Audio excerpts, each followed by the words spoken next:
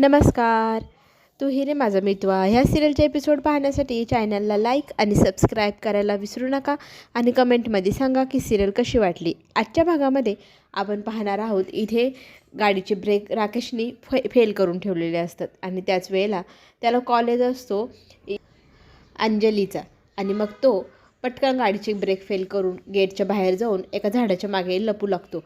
इथे राकेश फोन उचलत नाही म्हणून अंजली टेन्शनमध्ये असते. यांना सांगायला हवं, नाही तर ते गडबडीत येतील. मी अर्णवसोबत चालले, जाऊ दे रस्त्याने फोन करते असं म्हणत ती मग दवाखान्यात जायला बाहेरच येत असते. इकडे राकेश पटकन लगबगीने बाहेर निघून आलेला असतो. त्याच वेळेला त्याला कॉल येत असतो. तो कॉल तो उचलतो आणि तो कॉल असतो ज्याने पैसे दिले याला वापरायला त्या दादांचा. ते दादा गुंड प्रवृत्तीचे, त्यांना काहीही करून व्याजासकट पैसे हवे असतात. आता ते इथे राकेशला म्हणू लागतात की पैसे हवे आहे. तर तो म्हणतो हो उद्या मी देणारच होतो, बरं झालं तुम्हीच कॉल केला, मीच तुम्हाला कॉल करणार. तर तो व्यक्ती म्हणू लागतो उद्या, आज, परवा हे मला सांगायचं नाही. आत्ता मी तुझ्या घराच्या बाहेरच उभा आहे, इथे येऊन मला भेट आणि मला लगेच पैसे दे. तर तो टेन्शनमध्ये येतो. आता याला बाहेर जाऊन सांगावं काय, आता काय स्टोरी बनवावा असा विचार इथे राकेश करू लागतो आणि मग त्याला भेटायला जायला निघतो. तो इकडे अंजली, ईश्वरी आणि अर्णव सोबतच जायला निघतात हॉस्पिटलला आणि हॉस्पिटलला जायला निघालेले असताना अर्णवला ऑफिसमधनं कॉल येतो की एक महत्त्वाची मीटिंग आहे. क्लायंट आपले बाहेर देशातनं आले, त्यांना अर्जंट मीटिंग करायची आहे, तर त्यांना सर भेटायचं का. तर इथे अर्णव सांगू लागतो की मला सगळ्यात महत्त्वाचं काम माझ्या ताईचं आहे, तर मी तिला सोडून कुठेही येणार नाही. आता मला पहिले हॉस्पिटलला जायचं आहे, तू मीटिंग कॅन्सल कर. इतकी मोठी डील कॅन्सल करणं हे काय अंजलीला पटलेलं नसतं. अंजली त्याचा कॉल घेते हातातनं आणि त्यांना सांगू लागते की सर येत आहेत, तुमची मीटिंग अरेंज करा. अर्णव तिला नकार देत असतो. तर ती सांगू लागते की हे बघ, अजून खूप वेळ आहे बाळाला यायला, तू आहेस माझी काळजी घ्यायला आणि इथे ईश्वरी पण आहे, मी ईश्वरीला घेऊन दवाखान्यात जाते आणि तू ऑफिसला जा. तर इथे ती ईश्वरी बोलू लागते की मी आहे ना इथे. तर हां, अर्णव म्हणतो ठीक आहे, हा माझा बॉडीगार्ड आहे ना, तो आज तुझ्यासोबत घेऊन जाय, हा बॉडीगार्ड तुला चांगलंच प्रोटेक्ट करेल. तर इथे ईश्वरी म्हणते हो आहेच मी बॉडीगार्ड, दिखने में बड़े भले ही हम छोटे हो लेकिन हमारे इरादे बहुत बड़े. असं म्हणत ती तिथे सांगू लागते की मला काय वेळ आली तर मी गाडी चालवेल, विमान चालवेल. तर तो म्हणू लागतो विमान चालवायचं नसतं, उडवायचं असतं, एवढंही माहीत नाही आणि निघाली वे चालवायला म्हणे. हिला काही जमणार नाही ताई, मी काही जात नाही. तर ताई त्याला जबरदस्ती काढून देते की नाही, तू पहिले ऑफिसला जा आणि बाकीचं सगळं आम्ही दोघीजणी बघतो. नेहमीप्रमाणे ईश्वरी आणि अर्णवमध्ये इथे नेहमीप्रमाणे भांडणं चालू असतात. तर अंजली अर्णवला म्हणते की हे बाबा तू पण जा, आता आम्हाला पण जाऊ दे. किती दोघंजणं वाद घालत असतात, मला ना तुमच्या दोघांचा स्वभावच पटत नाही. इथे राकेश हा त्या दादांना भेटायला जात असतो. तो तिथे गायावाया करून सांगत असतो माझी बायको प्रेग्नेंट आहे, तिची डिलेवरी होऊ द्या, मी तुमचे सगळे पैसे देणारच आहे, तिला टेन्शन नको द्यायला. पण इथे आता दादा काय ऐकायला तयार आपल्याला बॉसने तुला घेऊन बोलवलं आहे तर तुला इथून मी घेऊन जाणार, तुझ्या बायकोला सांग की मी 2-4 दिवस बाहेर चाललो आहे, मला कॉल वगैरे करू नको. आता हे सांगायला तो नकार देत असतो. तर दादा स्वतः कॉल लावून देतात त्याच्या बायकोला आणि म्हणतात की बोल तुझ्या बायकोसोबत फोनवरती. मग तो सांगतो अंजली मी ना एकदम महत्त्वाच्या कामाला बाहेरगावी चाललो आहे आणि माझा कॉल इथे लागणार नाही, तर तुम्हाला ट्राय करू नको, मी 2-3 दिवसांनी जसं वेळ जमेल तसं तुला कॉल करत राहील, माझी काळजी अजिबात करू नको. असं म्हणून इथे दादा त्या राकेशला फोन ठेवायला सांगतात. राकेश फोन कट करतो आणि दादा आता त्याचं काही ऐकायला तयार नाही, त्याला गाडीत धरून ठेवलेलं असतं. आता ते त्याला घेऊन चाललेले असतात. इथे मस्त पैकी आपली ईश्वरी आणि अंजली गप्पा गोष्टी करत करत हॉस्पिटलला निघालेले असतात आणि त्या दोघींना पुढे काय घटना होईल ह्या गोष्टीची अजिबात कल्पना नसते. त्या छान प्रकारे प्लॅनिंग करत असतात की डॉक्टरकडे गर्दी नसेल तर आपण तिथनं निघालो की थोडंसं शॉपिंग करूया, बाहेर जाऊया, बाळासाठी काय काय सामान मला घ्यायचं आहे मी ते घेणार आहे, असं सगळं काही अंजली ईश्वरीला सांगत असते. आणि ईश्वरी म्हणते हो नक्की जाऊया, पण ह्या वेळेला ना घरी फोन करून सांगूया की आपण दोघीजणी शॉपिंगला पण जाणार आहोत. नाही तर माहिती आहे ना मागच्या वेळेला कशी गडबड झाली होती, सगळेजण घरातले किती काळजी करत होते. मग अंजली म्हणते हो ना बाई, आत्ता ह्या वेळेला तसं काही व्हायला नको, आपण सगळ्यांना आधी इथे आपल्या चिंटूला फोन करून सांगूया की मी हॉस्पिटलमधनं शॉपिंगला जाणार. त्याच्यासाठी ना ईश्वरी तू पहिलेच कॉल करून सांगून दे, नाही तर तो तुझ्यावरती पण चिडतो माहिती आहे ना.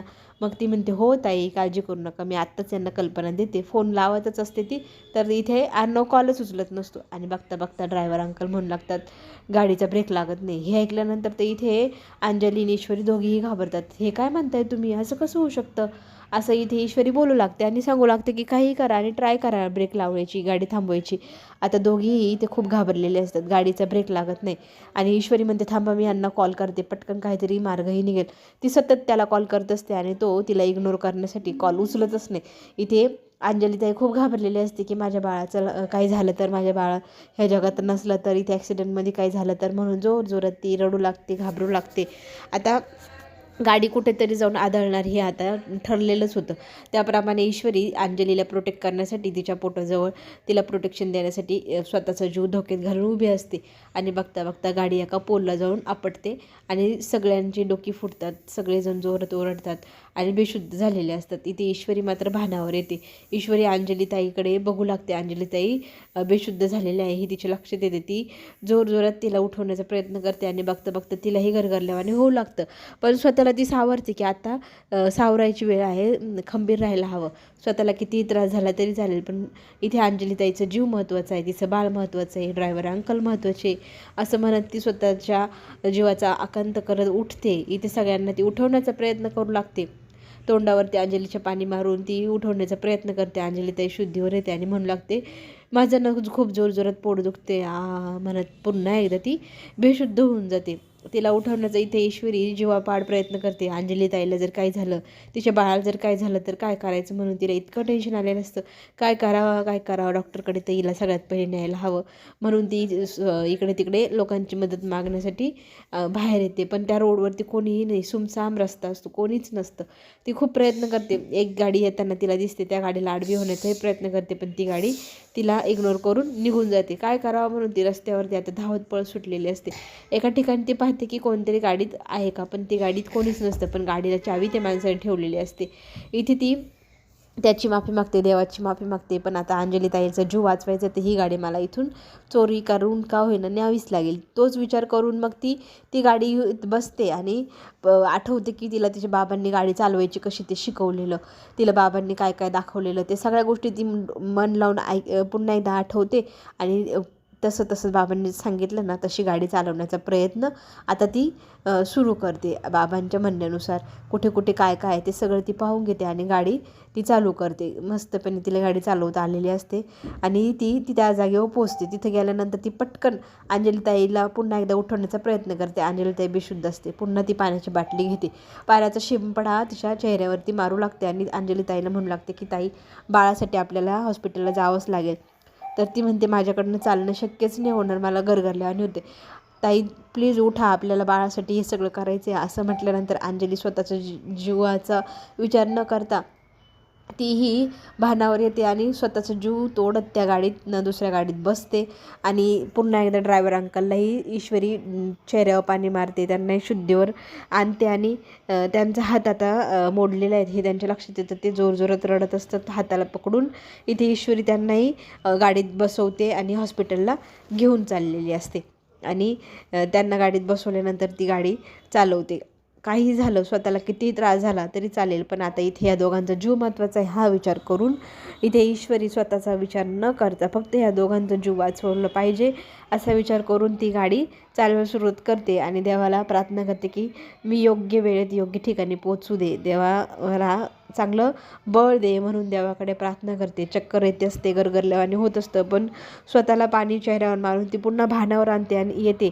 आणि फक्त दवाखान्यात जाईपर्यंत आपण शुद्धीवर राहायला हवं हाच विचार करून ती चक्कर ग्लानी येत असतानाही डोळे आणि हे भानावर आणून ती अंजलीताईला हॉस्पिटलला घेऊन चाललेली असते. अंजली पाहत असते की इथे ईश्वरीला इतका त्रास होतोय, तरी ती फक्त अंजलीचा जीव वाचवावा, तिच्या बाळाचा जीव वाचवावा ह्याच विचाराने गाडी जोरजोरात चालवून हॉस्पिटलपर्यंत पोहोचवत असते. हॉस्पिटलसमोर गाडी लावल्यानंतर ती आतमध्ये जाते. वॉर्ड बॉय, डॉक्टर सगळ्यांना हाका मारू लागते, मदत करा, ॲक्सिडेंट केस आहे, पटकन चला, स्ट्रेचर आणा असं म्हणत ती हाक मारते.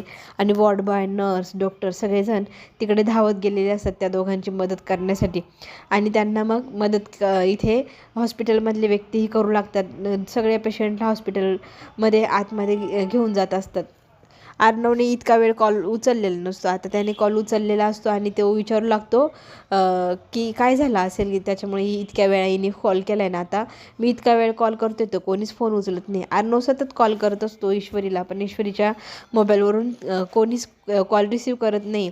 तर एक व्यक्ती रस्त्याने जात असताना त्यांनी पाहिलं की मोबाईल वाजतोय, दारं उघडी आहे, ह्या गाडीचा ॲक्सिडेंट झाला आहे. तो व्यक्ती ना तो कॉल मग रिसीव करतो आणि सांगू लागतो की इथे ना एक गाडीचा ॲक्सिडेंट झाला आहे, तर त्या गाडीमध्ये हा फोन होता, तर त्या कोण आहे. तरी त्या अर्णव म्हणतो ती माझी बायको आणि माझी बहीण त्या गाडीत होते, त्या गाडीतले व्यक्ती कशा आहे. तर तो म्हणू लागतो की मला काहीच नाही माहिती, मी रस्त्याने चाललो होतो तर इथे पाहिलं. आता ह्या गाडीची अवस्था खूपच बेकार आहे, सगळे दारं उघडलेली, रक्ताचं थारोळ त्या गाडीमध्ये आहे आणि त्या गाडीत कोणीही नाही. मोबाईल होता म्हणून मी थांबलो आणि तो उचललो. तर ती गाडी या ठिकाणी आहे, तुम्ही येऊन ती गाडी तुमची बघा आणि त्या इकडे तिकडे हॉस्पिटलमध्ये आपण चौकशी करूया, हा वाटलं तर मी तुमची मदत करायला इथेच थांबतो, असं म्हणून तो व्यक्ती आता अर्णवला त्या ठिकाणाचा पत्ता देऊ लागतो आणि अर्णव मग त्या ठिकाणी आता निघालेला असतो. इकडे मात्र ईश्वरीने जीवाचा आकांत केलेला असतो. काही करून आमच्या ताईला वाचवा, तिच्या बाळाला वाचवा, असं म्हणत ती हॉस्पिटलमध्ये सगळ्यांना रिक्वेस्ट करत असते, डॉक्टरला, नर्सला, पटापट आमच्या ताईला बघा असं म्हणू लागते. स्वतःचाही विचार करत नाहीत, स्वतःला किती लागले तिला त्या गोष्टीची सुद्धा जाणीव नसते. तिला ग्लानी आल्यासारखं होऊ लागतं, तर ती नर्स तिला म्हणू लागते की तुम्ही थांबा, तुम्हाला हे हॉस्पिटलमध्ये ॲडमिटची गरज आहे, तुम्ही इथे बसता का. तर ती बसण्या अगोदर खरं सांगू लागते की माझ्या मिस्टरांना कॉल करा आणि त्यांना सांगा की पटकन इथे या. तर नंबर ती बेशुद्ध होण्याआधी पटापट सांगू लागते आणि बघता बघता नर्स तिला सावरू लागते आणि ती नंबर सांगत असते. त्याप्रमाणे त्या नर्सने तो नंबर आठवणीत ठेवलेला असतो आणि इथे अर्णवला माहीतच नसतं काय घडलं आहे. त्या ठिकाणी तो जाऊन पोचतो, तर त्या ठिकाणी गेल्यावर तो माणूस सांगतो की बघा हा मोबाईल जो इथे ह्या गाडीमध्ये होता, तर ह्या गाडीची अवस्था बघा कशी आहे. तर तो बघू लागतो की ओ माय गॉड, गाडीची अवस्था तर खूपच खराब आहे, कुणाला किती लागलं असेल, ताई कशी असेल. त्याला आता मनात येऊ लागले शंका की हे सगळं इथे ईश्वरीनेच केलं आहे बदला घेण्यासाठी. त्याच्या ताईला जीवे मारण्याची बहुतेक प्रयत्न इथे ईश्वरीनेच केला असावा. आणि डॉक्टरनी इथे हॉस्पिटलमधनं नर्सनी कॉल केलेला असतो, तर अर्णव धावत पळत तिथे गेलेला असतो. सगळ्यात पहिले ताईला पाहतो, तर ताईची एवढी बेकार अवस्था पाहून त्यालाही आता टेन्शन आलेलं असतं ताईचं काय होईल. आणि आता तो म्हणू लागतो की हे सगळं मुद्दाम ईश्वरीनेच केला असेल, ईश्वरीनेच माझ्या ताईला मारण्याचा, तिचा जीव घेण्याचा प्रयत्न केला असेल. म्हणून तो इतका हायपर होऊन जातो आणि आजी त्याला समजवायचा प्रयत्न करते की ईश्वरीने काही केलेलं नाही. तर तो म्हणतो नाही, ती मुलगी कशी तुम्हाला माहीत नाही, त्या मुलीनेच आपल्या ताईची अवस्था करून ठेवली आहे, त्या मुलीला मी सोडणार नाही, कुठेही ती मुलगी असं म्हणत जोरजोरात ओरडू लागतो. आजी त्याला भाना मारण्याचा प्रयत्न करते, पण तो इतका हायपर होऊन बोलत असतो की आजी तुला माहीत नाही ती मुलगी कशी आहे, कोण आहे. तर आजी त्याच्या गालात आता एक चाटकन अशी ठेवून देते आणि त्याला भानावर आणत ती म्हणू लागते की तू कोणाबद्दल बोलते, तुला माहिती तरी आहे का, तू ईश्वरीबद्दल इतकं काय काय बोलतोय, ती कशी तुला माहिती तरी आहे का, चल माझ्यासोबत. हाताला धरून आजी आणून ईश्वरीसमोर उभं करते. ईश्वरी बेशुद्ध असते. ईश्वरीने एवढं सगळं स्वतःच्या जीवाचा विचार न करता केलं, अंजलीला हॉस्पिटलमध्ये आणलं, तिचा जीव वाचवला. आज आपल्याला अंजली दिसते आपल्या डोळ्यासमोर, ते फक्त ह्या ईश्वरीमुळे. चला तर मग पुढे काय होईल पाहण्यासाठी पुन्हा भेटू.